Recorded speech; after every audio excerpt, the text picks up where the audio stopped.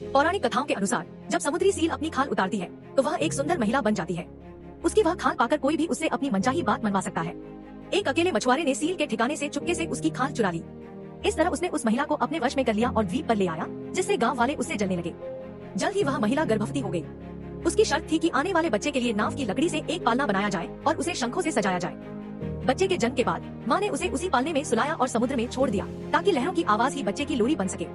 बीतते सालों के साथ उसने 5 और बच्चों को जन्म दिया, पर वह हमेशा अपने पुराने आजाद समुद्री जीवन को याद करती। एक दिन बेटी ने बताया कि पिता ने अटारी में सील की खाल छुपाई है।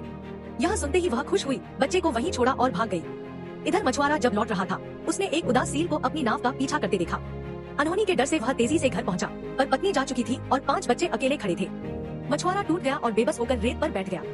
इस हादसे के बाद शहर में सील के शिकार पर रोक लग गई, पर वह झूला वहीं तट पर अकेला छूट गया। सालों बाद जब मछुआरे जीविका के लिए वह द्वीप छोड़कर शहर जा रहे थे, अचानक समुद्री पक्षियों के झुंड ने हमला किया और उस पालने को उड़ा ले गए जिसमें नवजात डिलन सोया था। दरअसल पक्षियों की आड़ में सील माँ ने अपने बच्चे को वापस पा लिया था। देखते ही देखते पालना लहरों में ओझल हो गया। इस दुख के बाद परिवार शहर चला गया। पिता काम में व्यस्त रहने लगे, इसलिए बेटी अन्ना को दादाजी के पास भेज दिया। वहां से उनका पुराना द्वीप साफ दिखता था। एक रात अन्ना को पुराने द्वीप पर रोशनी दिखी। उसे लगा उसका भाई वहीं है। अगले दिन वह दादाजी के साथ उस वीरान द्वीप पर पहुंची जो अब खंडहर बन चुका था। अन्ना ने देखा कि घर के अंदर चूल्हा जल रहा है और ताजा सीपियां रखी हैं। बाहर भागने पर उसे एक बिना कपड़ों का लड़का दिखा। वह उसका भाई हेलन था। आवाज सुनते ही हेलन घबराकर समंदर में कूदा और पालने में बैठकर दूर चला गया।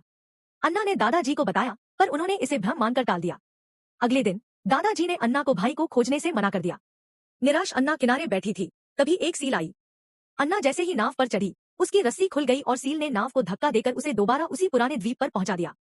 वह तुरंत पुराने घर भागी जहां हेलन मौजूद था। हेलन बचपन से सील का दूध पीकर बड़ा हुआ था, इसलिए आहट पाते ही भाग गया। अन्ना ने पीछा किया, पर एक समुद्री शेरनी ने बीच में आकर अन्ना को गिरा दिया।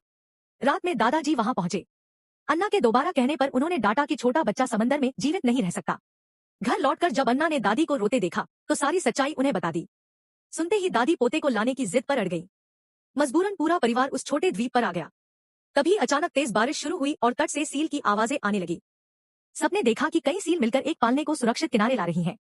हेलन पालने से बाहर आया। इंसानों को देखकर वह भागने लगा, पर एक बड़ी सील ने रास्ता रोककर पालने को पानी में धकेल दिया। उसने इशारा किया कि अब उसका असली घर यही परिवार है। सील के जाते ही हेलन दौड़कर दादी के गले लग गया और परिवार फिर से मिल गया। यह कहानी फिल्म ऑनडाइन की है। इसकी जादुई लोक कथा और परिवार के पुनर्मिलन का यह एहसास सीधे दिल को छू जाता है। यही फिल्म समाप्त होती है।